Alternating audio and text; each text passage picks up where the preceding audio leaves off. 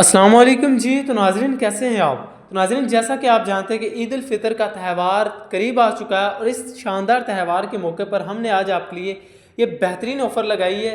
2.5 मरला single store का हमारा वेल फर्निश्ड घर तैयार हुआ है जो कि आपको सिर्फ और सिर्फ 28 लाख में मिल जाएगा। प्राइम लोकेशन पर है और एक बेहतरीन सोसाइटी में है जहाँ पर आपको सारी फैसिलिटीज़ मिलेंगी सिवाय गैस के।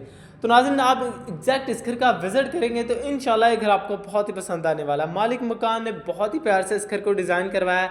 Tile, marble, wooden wallpaper totally काम इस घर में आपको कंप्लीट करवा कर दिए गए।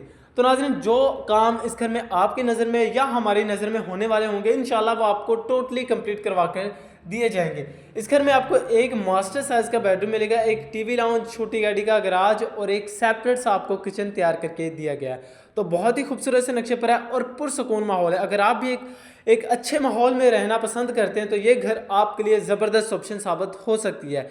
और बाकी रजिस्ट्री इंतकाल के साथ इंशाल्लाह ये घर आपको प्रोवाइड किया जाएगा। आप एग्जैक्ट इस घर का विजिट करें, इंशाल्लाह ये घर आपको लोकेशन वाइज, कंस्ट्रक्शन वाइज बहुत पसंद आएगा।